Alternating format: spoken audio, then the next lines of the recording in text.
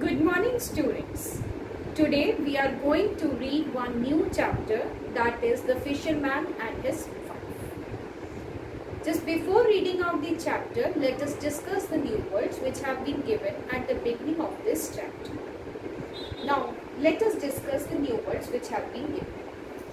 The very first word is filthy. Filthy means very dirty, मतलब बहुत ही गंदा. Then the second word is flounder. Flounder means a type of a flatfish. Actually, it is a type of a fish that is known as a flounder. Then enchanted means charmed, means prasnikar. After that, the next word is startlet. Startlet means shocked. That is हैरान रहना या हैरान हो जाना. Supplied या provided means किसी चीज को कोई चीज means प्रस्तुत करना. Then the next word is oppose. Oppose means to disagree, मतलब किसी चीज का विरोध करना. Weird means unnatural या unusual means कुछ अजीब सा. Now, coming to the chapter. The Fisherman and His Wife. Once upon a time, there was a fisherman and his wife who lived together in a filthy shack near the sea. एक बार की बात है जब एक fisherman और उसकी wife थी और वो दोनों एक साथ एक फिल्थी शैक मीन्स एक गंदे सी झोपड़ी में रहते थे नदी के पास, सी के पास. Every day the fisherman went out fishing and he fished and fished. रोज जो फिशरमैन था वो फिशिंग के लिए जाता था. One day he caught no fish for a long time. और एक दिन की बात है जब उस फिशरमैन को कोई भी फिश जो है बहुत लंबे समय तक नहीं मिली. He sat staring into the clear water.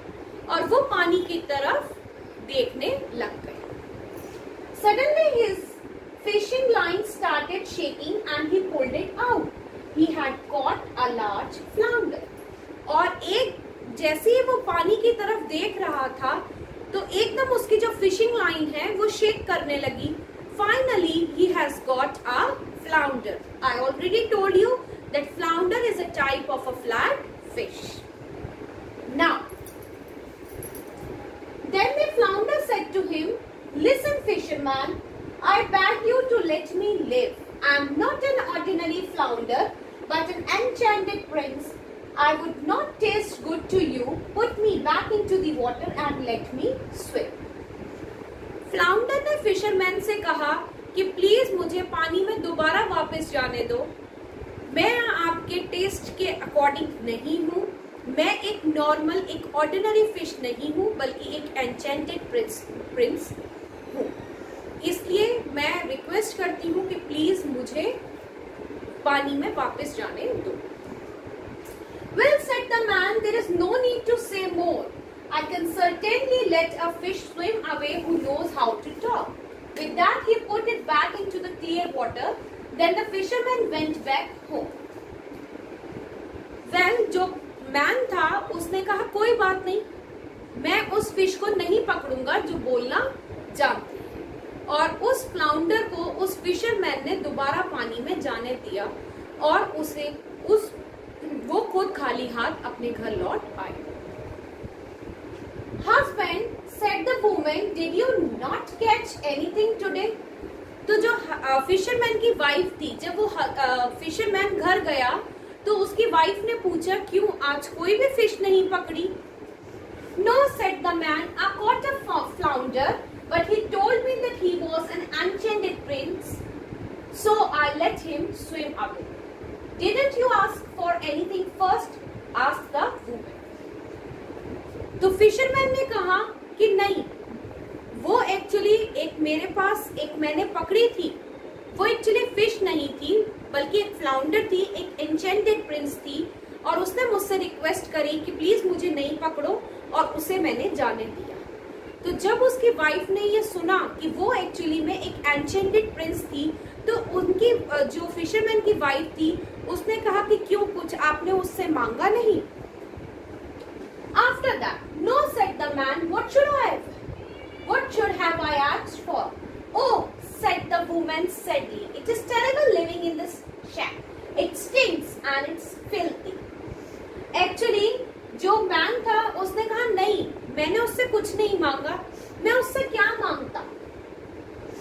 Oh, said the woman sadly. Actually वो कह रही थी कि बहुत ही टेरेबल है यहाँ पे इस झोपड़ी में रहना.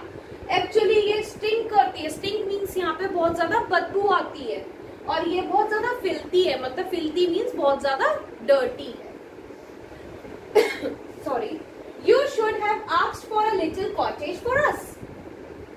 तो जो वाइफ थी उसने कहा कि आप उससे हमारे लिए एक छोटा सा कॉटेज मांगते. Go and ask the flounder to grant you this wish. और जो फिशरमैन की वाइफ थी उसने कहा कि जाओ और उस फ्लाउंडर से हमारी विश पूरी करने के लिए कहो. The man did not want to go, but he did not want to oppose his wife either, so he went back to the sea. Actually, हालांकि जो फिशरमैन था वो उस एन्चेंटेड प्रिंस के पास, उस फ्लाउंडर के पास नहीं जाना चाहता था, लेकिन वो अपनी बीवी का भी विरोध नहीं करना चाहता था और मजबूर होके एक्चुअली वो उस फ्लाउंडर के पास, उस फ्लैट फिश के पास जाता है. He stood there and called out to the flounder. The flounder swam up and asked, "What do you want?" The fisherman told the flounder about the conversation with his wife. और जब वो सी के पास गया तो उसने उस फ्लाउंडर को आवाज लगाई. तो फ्लाउंडर ऊपर आई और बोली, बताओ आपको क्या चाहिए. तो जो फिशरमैन था उसने फिशरमैन ने फ्लाउंडर को अपनी सारी बातें बताई कि ऐसे ऐसे मेरी और मेरी वाइफ के बीच में कन्वर्सेशन हुई है. Go home, said the flounder. She already has the cottage. और जब फ्लाउंडर ने एक्चुअली फिशरमैन की विश सुनी तो उसने कहा कि जाओ घर और तुम्हारे पास अब ऑलरेडी जो है एक कॉटेज है. The man went home and was surprised to see his wife standing at the door of the cottage. जब मैन घर वापस गया तो उसने देखा, वो बहुत ज्यादा शॉक्ड हुआ कि मतलब उसकी वाइफ जो है ऑलरेडी जो एक कॉटेज है उसके दरवाजे पे खड़ी हुई है. She said to him excitedly, "Look, what a lovely cottage! Now isn't it this much better?" तो उसने कहा, जो वाइफ थी वो बहुत खुश होकर कहने लगी, देखो ये हमारा नया कॉटेज है, कितना अच्छा है, नहीं अच्छा लग रहा. There was a small front yard, a bedroom, a kitchen and a drawing room. मतलब एक्चुअली उस कॉटेज में एक फ्रंट यार्ड था, बेडरूम था, किचन था, ड्राइंग रूम था. Everything was beautifully furnished and supplied with tin and brass utensils just as it should be. Outside there was a little yard with chickens and ducks and garden with vegetables and fruits. Actually, that cottage was having the drawing room, the beautiful yard and all the utensils that were required in any home. And there were the garden, and the garden was having the fruits and the vegetables. Now, yes, said the man, this is quite enough. We can live here very well. अब जो fisherman था वो संतुष्ट था. उसने कहा ये हमारे लिए इनफ है और हम यहाँ अब रह सकते हैं. We will think about that, said the woman. Then they ate something and went to bed. उसकी वाइफ ने एक्चुअली कहा कि ठीक है, देखेंगे, और उन्होंने कुछ खाया और वो सोने चले. 2 weeks passed and the woman thought of something and said again, "Listen, husband, this cottage is too small." और अभी 2 ही हफ्ते बीते थे कि जो फिशरमैन की वाइफ थी उसने कहा कि ये जो कॉटेज है ये मुझे बहुत छोटा लगता है. The yard and the garden are too little. उसने कहा जो यार्ड है, जो गार्डन है वो बहुत छोटा है. The flounder could have given us a large house. Actually उसने कहा कि जो फ्लाउंडर है उसे हमें कोई और बड़ा सा हाउस देना चाहिए. I would like to live in a large stone palace. Go back to the flounder and tell him to give us a palace. और जो एक्चुअली में जो फिशरमैन की वाइफ थी वो चाहती थी कि जो फ्लाउंडर है वो उन्हें एक बहुत अच्छा लार्ज स्टोन पैलेस दे. हस्बैंड से रिक्वेस्ट करी कि जाओ तुम फ्लाउंडर के पास जाओ और अपनी ये वाली विश जो है वो बताओ कि हमें एक लार्ज स्टोन पैलेस चाहिए। The man went to the sea with a heavy heart and told the flounder about his wife's wish. Go home. She is already standing in front of the door of a stone palace, said the flounder.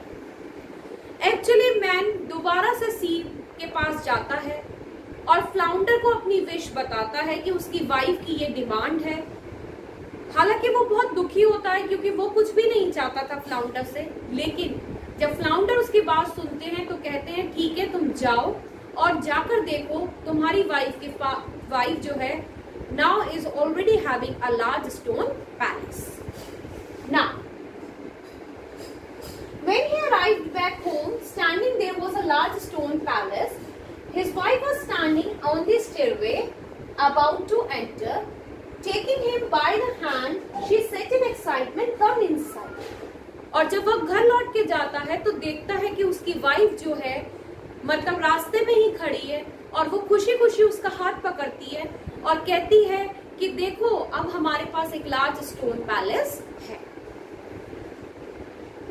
The wife had everything that anyone could possibly want, but the woman greed मतलब होता है मतलब लालच जिसे कहते हैं, kept increasing and the next morning she told her husband. Actually cottage इतना बढ़िया था लेकिन फिर भी जो वुमेन थी उसकी जो ग्रीडनेस है मतलब जो लालच है वो कम नहीं हो रही थी। एंड नेक्स्ट मॉर्निंग उन्होंने जो फिशरमैन की वाइफ थी उसने अपनी एक नेक्स्ट विश बोली। Now she wanted to be a king. अब वो एक्चुअली में किंग बनना चाहती थी। The fisherman asked her why she would have such a strange wish. Well, said the woman, even if you don't want to be a king, I want to be a king. Actually, वो कह रही थी कि अगर तुम king नहीं बनना चाहते तो मैं बन जाऊंगी। In this way, the fisherman's wife had new demands every day, and the fisherman had to go back to the flounder to fulfill all her wishes.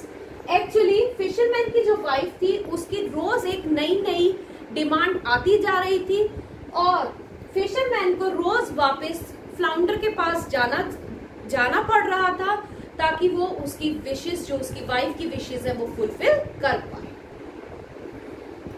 After becoming the king, she wanted to become the emperor, and then one day she told the fisherman, "I want to become God." और धीरे धीरे जो fisherman की wife थी उसकी जो लालचीपन था वो एक्चुअली बढ़ता जा रहा था। वो किंग के बाद एम्परर बनना चाह रही थी और एम्परर के बाद फाइनली वो गॉड बनना चाह रही थी। The man who was still not fully awake was so startled that he fell out of bed. Actually, जो फिशरमैन था वो सो रहा था और जैसे ही उसने सुना कि उसकी जो वाइफ है वो एक्चुअली में गॉड बनना चाहती है तो वो बहुत ज्यादा स्टार्टलेड हुआ, मतलब बहुत ज्यादा शॉक्ड हुआ ये बात सुनकर। He thought that he had misunderstood her. So rubbing his eyes, he asked, "Wife, what did you say?" Actually वो बहुत ज्यादा शॉक्ड था। अपनी आईज रब करते हुए उसने कहा कि वाइफ कहना क्या चाहती हो। Husband, she replied, "I cannot stand it when I see the sun and the moon rising." Actually उसने कहा कि मैं नहीं खड़ी हो सकती जब धूप होती है, जब सूरज निकलता है, राइज होता है और मून राइज करता है। I cannot cause them to do so. I will not have a single hour of peace until I myself can cause them to rise.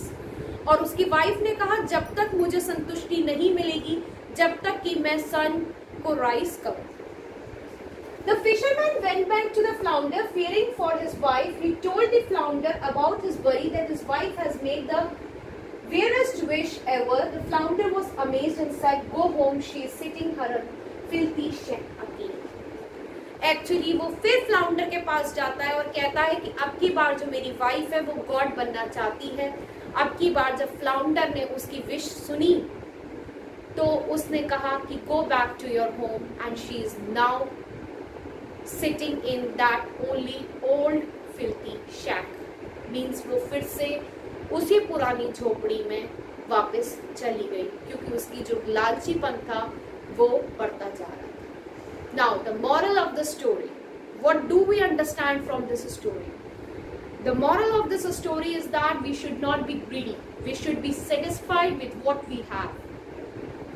We should be satisfied with what one have rewarded from our deeds. Thank you. I hope that you all have understood this chapter. Thank you so much.